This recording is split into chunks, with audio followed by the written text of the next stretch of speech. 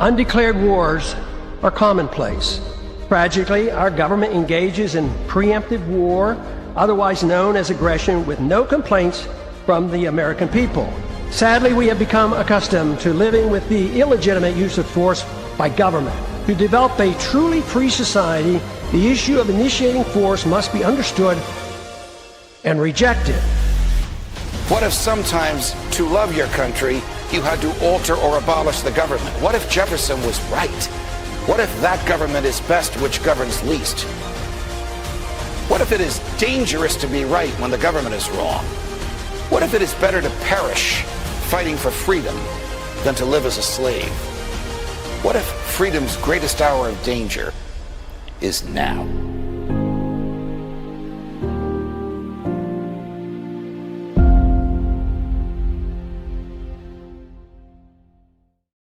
Hey everyone, Judge Andrew Napolitano here for Judging Freedom. Today is Friday, January 30th, 2026, the end of the month, the end of the week, the end of the day. It's our favorite time, our intelligence community roundtable with my dear friends Larry Johnson and Ray McGovern. Larry, Ray, Hi. welcome here. You guys always do double and sometimes triple duty, and thank you so much for this. We have a lot to get through. Larry, to you first. How soon do you believe, from your observations and your sources, the United States will attack Iran? And will it do so alone? Yeah, it could happen this weekend. It could happen within next week. I think it's going to be soon, unless Trump is talked out of it. And there is that possibility, given the fact that Iran has been very clear that they are going to make this a war. They're going to attack the United States bases in the area. They're going to shut down the Strait of Hormuz, and they're going to attack Israel. So, and I think part of their strategy in this is to, one, make all sure the Gulf states know how serious they are, as well as the countries in Asia that depend heavily upon the oil that comes out of the Persian Gulf, hoping that they'll all intervene to put pressure on Trump and tell him, don't do this. And in addition, you've had the Gulf, Saudi Arabia, Oman, I believe, Qatar for sure, United Arab Emirates tell the Trump administration, can't use our airspace to attack Iran.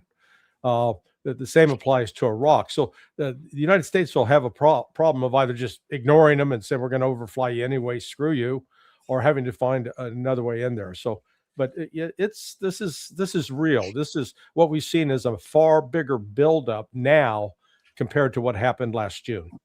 Ray, what conceivable justification could President Trump give to the American people that would be credible for an attack on Israel, which he knows, an attack on Iran, which he knows will result in an attack on Israel and an attack on U.S. bases? Well, Judge, you put your finger on it. The rule of the law of unintended consequences. I have this vision of Trump speaking to his military. Okay, General so-and-so, can you obliterate Iran? Yes, sir. Done. Next day, Trump to General X. But Iran has obliterated Israel. General. Oops. Now, if Israel is obliterated by Iran, I was always thinking that they have the capability to do that. The unintended consequences is Palestine from the river to the sea, because Israel will be obliterated. I don't think Trump wants that. I think somebody might whisper that into his ear. And the other thing, of course, is, will Russia abide by this? Will China? China depends heavily on Iranian oil. And the Russians last time were sort of milquetoast. They said, well, the Americans didn't tell us about that. And, it's not going to affect our bilateral relations with the United States. These are two independent processes. My God, Iran and Israel attacking Iran? So I don't think this time it's going to be so cool, calm, and collected on the part of Putin. Matter of fact, some of his people in the Duma, in the parliament in Russia, are already pressing for reactions against Ukraine and others that are more forceful, using Oreshniks and other things than before. All right, before we get Larry to Ukraine and Russia, I want to play a clip from Trump. It's either yesterday or today. Chris, it'll be number 10 when I finish. This is a radically different reason he gives a reporter for his threats to Iran than what our friend Pepe Escobar has given. Watch this, number 10. I have had, and I am planning on it, yeah. We have a lot of very big, very powerful ships sailing to Iran right now, and it would be great if we didn't have to use them. Okay? Can you say what the message was that you shared with Iranians? Well, I told them two things. Number one, no nuclear, and number two, stop killing protesters. They're killing them by the thousands. You know, I stopped 837 hangings 2 weeks ago, but they're going to have to do something. So 2 points, Larry, and then please weigh in. First, I don't think he knows what he's talking about. The protester issue is now history. And secondly, according to Pepe, he wants three things. He wants to stop all nuclear enrichment, even for civilian medical purposes. Right. He wants Iran to get rid of and reduce substantially its offensive weaponry, effectively making it naked in front of its arch enemy, Israel. And he wants it to stop supporting proxies, even though, of course, the U.S. has its own proxies. Did he know what he was talking about when he just addressed that reporter? Trump, no. Pepe, yes. Yeah, Pepe was exactly right. In fact, I think that was presented to a joint. There was a meeting in Oman, I believe, day before yesterday, with U.S. and Iranian officials, reportedly. And that was presented to the Iranians, and they said, no, that's a non-starter. Because you know what's fascinating, Judge, is with the West, we talk about, they provide all this support to Hamas and Hezbollah, and so I went and looked. I said, okay, actually, how many Israelis have been killed since 1982? That's when Hezbollah appeared on the scene, and then Hamas 5 years later, I believe. And I said, how many Israelis have actually been killed since 1982? The answer is that number? 5,000. Less than 5,000 by Hamas, Hezbollah, all of them. Meanwhile, the IDF confirmed yesterday that, we've killed over 70,000 Palestinians. So when you want to talk about the murderous regime in the Middle East, it ain't Iran. Ray, why does he truly have Iran in his crosshairs? Is it to please Bibi and the donor class? Well, Iran is no threat to the United States. It never has been. There's a great deal of hatred toward Iran for what they did way back with the hostages. Some of this is inchoate. It's unexplainable.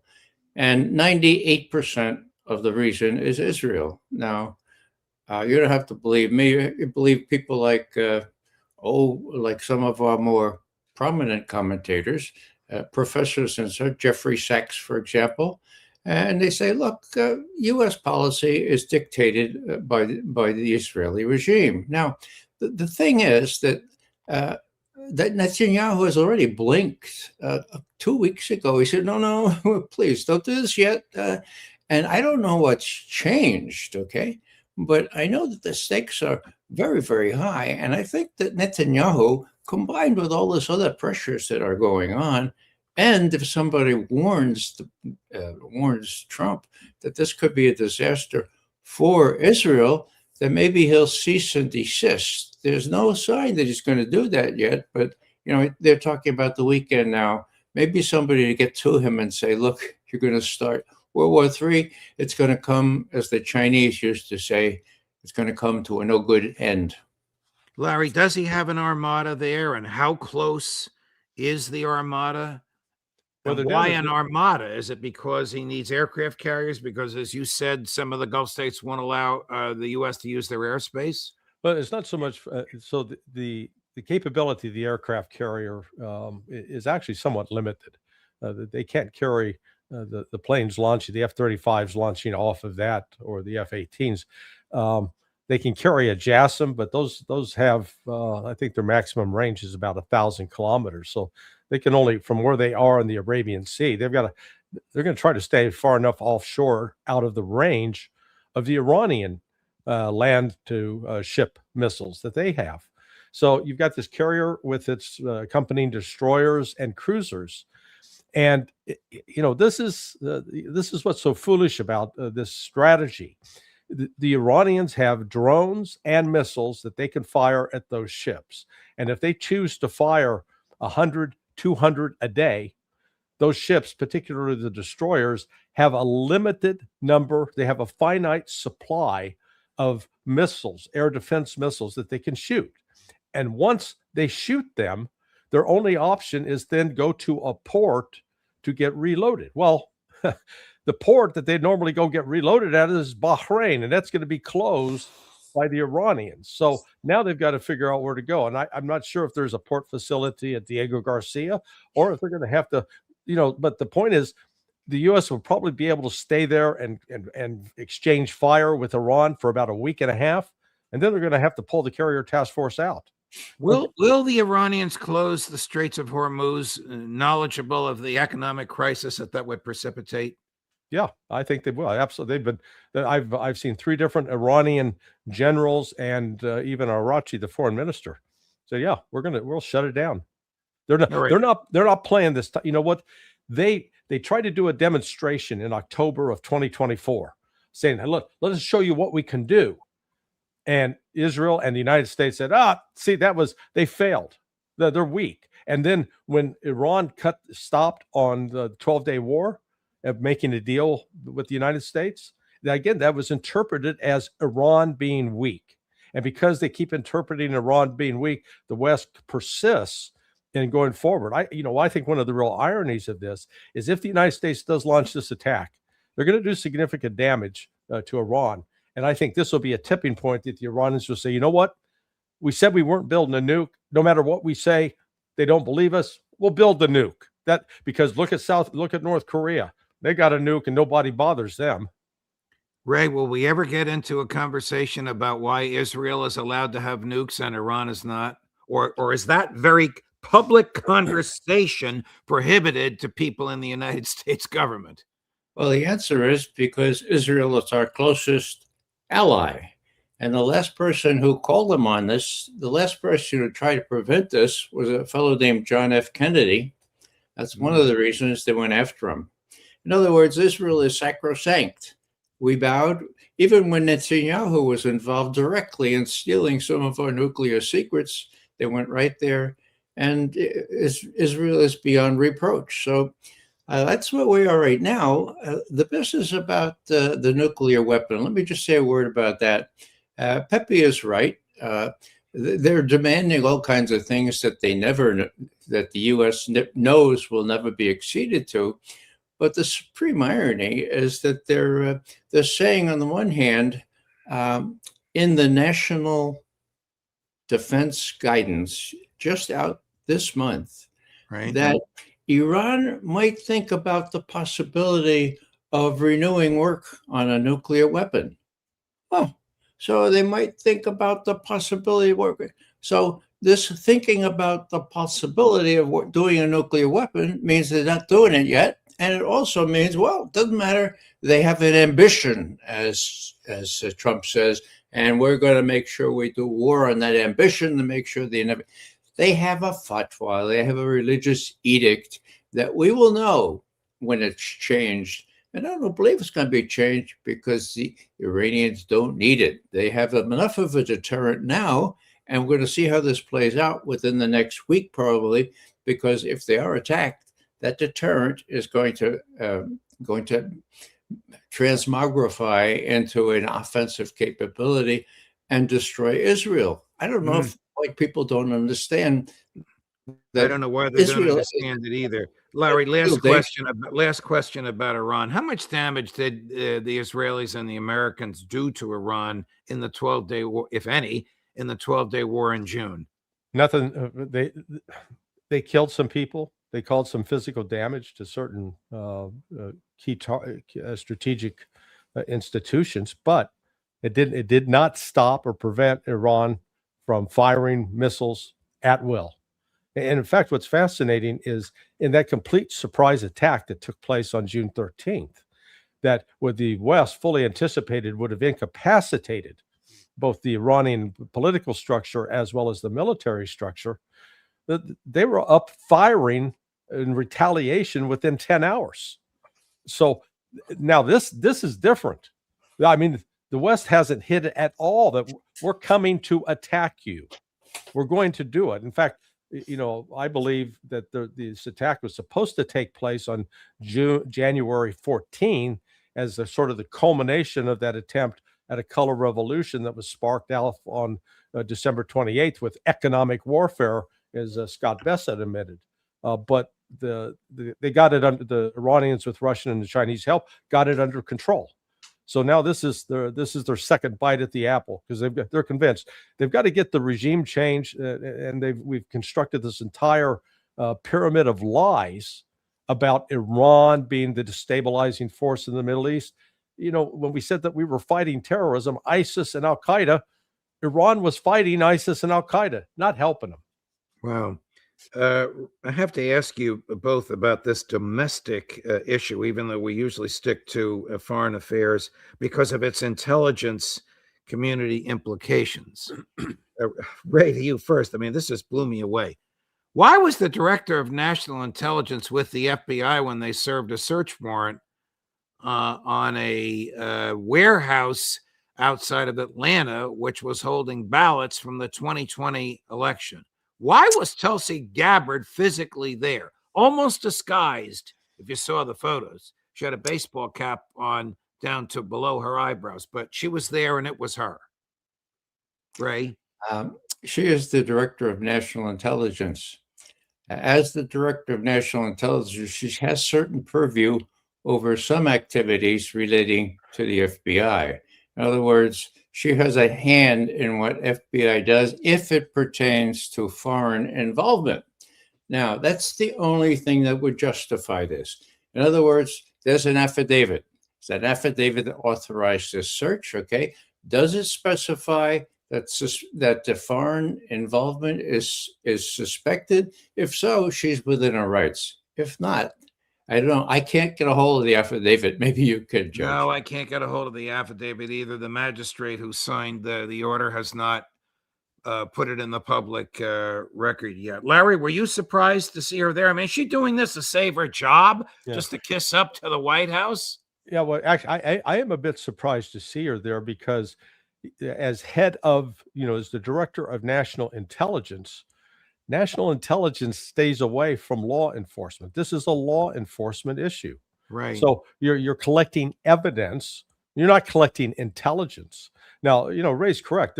And I think the reason that they're doing this is there were lots of different narratives spun after the 2020 election, claiming that voting machines were Dominion voting machines out from Venezuela. This was a plot run from Venezuela. No. It was Leonardo Spa, this Italian defense company. They did it.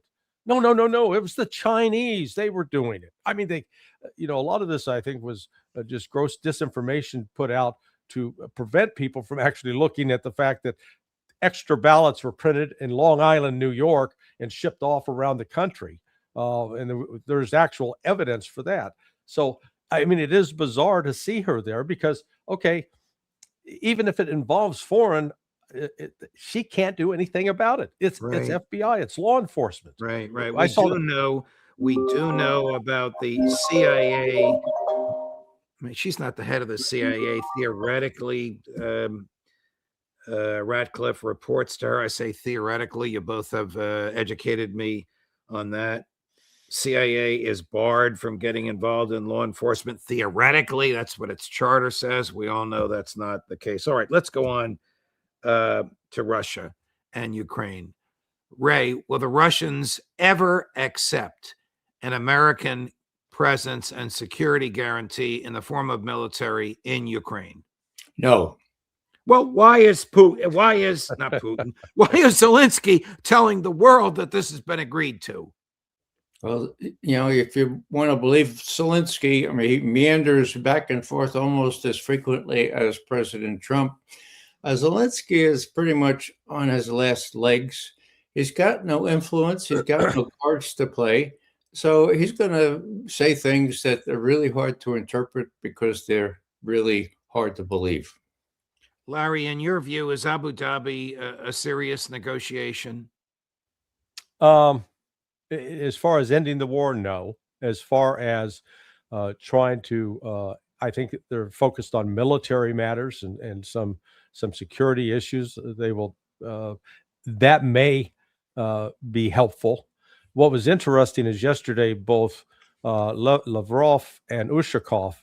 Lavrov gave an extensive interview to some Turkish journalists, and basically he was pretty scathing, both of Europe. And they asked him about the security guarantees. He goes, I don't know. Ask the Americans. We haven't seen it.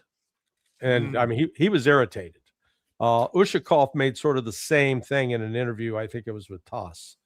So, and then I had a conversation yesterday morning with Sergei Karaganov. Karaganov, as you may know, was he was an advisor both to Yeltsin and then has been an advisor to Putin and is close to Putin. And he said, he said when Trump came in, we were pretty optimistic. We thought, yeah, we've got somebody that we can talk to. And he says, now that's starting to turn. We're beginning to have our doubts. So, I think it's up to the United States to show some gestures of goodwill, not just talk, but do something substantive like, hey, we're gonna lift sanctions on several of these individuals that are prominent government officials, like Alexander Babakov. He's the number 2 guy in the Duma. Vyacheslav Fetisov, who was the minister of culture, and he played for the Detroit Red Wings, for God's sake. But we're not doing any of that. But one thing they did do, apparently, Trump did call Putin and ask for a pause in the attacks on the energy systems. Putin agreed to do that, and until February 1st. Let me run the clip. Trump is, as you three of us know, and everybody watching knows, is often imprecise with his language. I think it's cut number 12, Chris, whatever it is. Here it is. And because of the cold, extreme cold, they have the same that we do. I personally asked President Putin not to fire on Kiev and the cities and towns for a week during this. It's extraordinary. It's not just like cold, it's extraordinary cold, record-setting cold. Over there, too, you're having the same. It's a big pile of bad weather, the worst. But it was, they said they've never experienced cold like that. And I personally asked President Putin not to fire into Kiev and the various towns for a week, and he agreed to do that. And I have to tell you, it was very nice. A lot of people said, don't waste the coal, you're not going to get that. And he did it, and we're very happy that they did it. That's correct. Because on top of everything else, that's not what they need, is missiles coming into their towns and cities. So I just thought I should say it. I thought it was a very, very good thing. And Ukraine was almost, they didn't believe it, but they were very happy about it because they are struggling badly. Is this credible? And did Putin, a ceasefire, or just direct his fire at other places? It's credible. I mean, look, I've been telling people that the Russians are putting extreme priority on creating a better relationship with the United States. That's the backdrop for all of this, okay? So let me just say right now that if the U.S. attacks Iran with or without Israel over the weekend or anytime soon, all bets on that score are off, because I don't think the Russians can tolerate this, another attack like that. But if things go better than that, then you have all kinds of indications that Well, let me just ask you, why would Putin spend 3 or 4 or 5 hours with Witkoff and Kushner? Why would he agree to the trilateral? That was coming out of Alaska, trilateral. But trilateral had to bring Zelensky into it. And now the Zelensky, his representatives, the Russians, and we are in a trilateral atmosphere. It's supposed to continue here on Sunday. So the thing is real, it's new, it's unprecedented.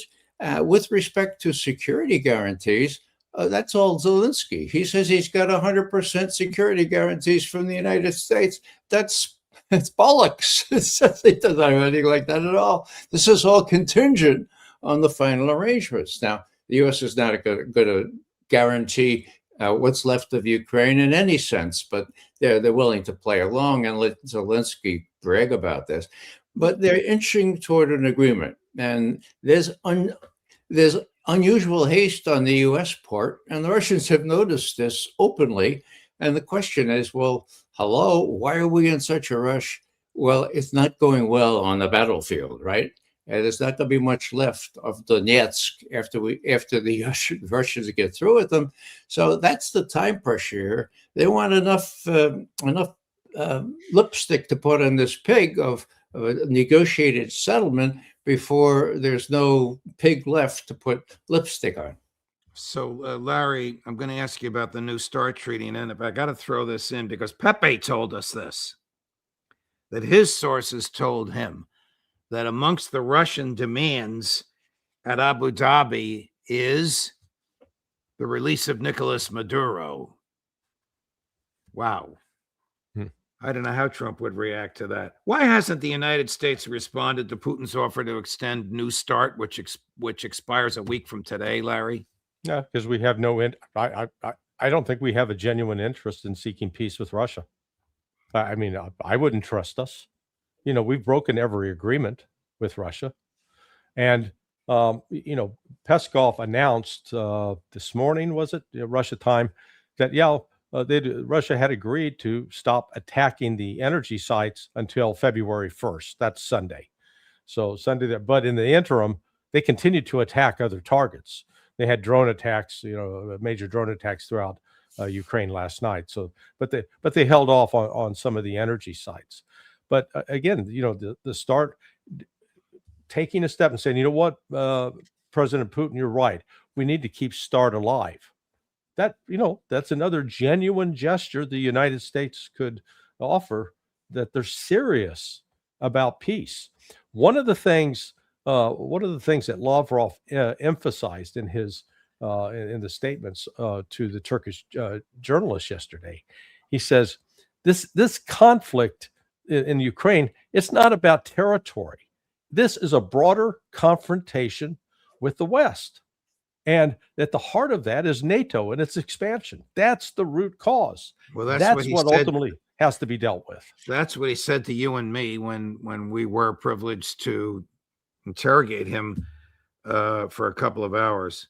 Hey, Judge, you asked about New START. Please. New START could not be more important. Okay? Yes. Now, there's no negotiations necessary. What Putin said on the 22nd of September was, look, we're going to keep the limitations, the quantitative limitations on offensive strategic arms for another year if you do the same. 22nd of September. Now, Trump has not been able to answer officially. If he's unable to answer, the Russians will clearly read this as Trump is not his own man. Even if he wanted to renew this treaty, all he had to do was say, okay, another year, but he doesn't. Either he doesn't want to do that, or he's in the throes of the military industrial complex. Either way, it's bad news for us. We can't trust Trump to be his own man in anything, and that will have direct impact on the negotiations over Ukraine as well. In other words, this is big. This dwarfs all the other things. And I agree with you. Yeah. So we'll see. It's just 6 days away now. One thing I'll note is that Lavrov, Peskov, Medvedev, all three of them within the last 3 days have weighed in really heavy with TASS, Kommersant, and other journals saying, look, there's only a couple of days left. Medvedev says, look, is there any hope? Well, yeah, it's not February 5th yet. So they place great importance on this. If Trump can't say yes, that'll have real consequences. God, I hope he can. So once a week, I call into the radio show of a friend of mine, Jake Smith. It's called The Talk of Delmarva, 92.7 and 98.5 FM in Wilmington, Delaware. And yesterday, he played a clip for me of another interview on his show that you both will appreciate. Chris, cut number 11. James, you are obviously someone who doesn't trust what they're being told from a government. And I have to tell you that for the first month of what was been going on in Tehran, I questioned, how do we know the legitimacy of what we're being told? So how then do the American people get information so that they can make decisions they need to make, whether to support the government's actions or not? How do we do that? How do we get the right information? Who do we get it from, James? There's plenty of information out there coming in from reliable sources. Judge Napolitano, my friend Ray McGovern, ex-CIA, Larry Johnson, ex-CIA, Professor John Mersheimer. They're all over, and you can get the good information. I was blown away to see. Do you know this fellow, Ray? I do, yeah. He interviewed me, well, when Russiagate first began. He was on his way to Moscow to query all the people in that hotel where Trump was alleged to have urinated on prostitutes. And I told him, all right. Your money, forgot about it. And Right. that started a frontier. He's got a book now. I was trying to look for it here. Yeah, I will take this. Well, he's got a great book on Vietnam. It's terrific. Yeah, Yes. it's And how the Vietnamese won, not how we lost. Yes, he spent 10 years living and researching before he wrote the book. It's a terrific book. But I was thrilled to hear, not so much my own name, but the two of you. But congratulations on that nice mention. Guys, thank you for another great program. Have a great weekend. We'll see you both on Monday morning. Remember, put another log on the fire. Oh, God, I'm just about to do so. It's going to be about 10 below here when I'm walking Chris, my dog Chris, tomorrow morning. Okay, God bless. God bless you both. Have a great weekend. It is a bitter cold weekend in the Northeast of the United States. We will see you on Monday with Alistair Crook, Ray McGovern, Larry Johnson, and I'm sure one of our other fabulous guests on Monday afternoon. Judge Napolitano for Judging Freedom.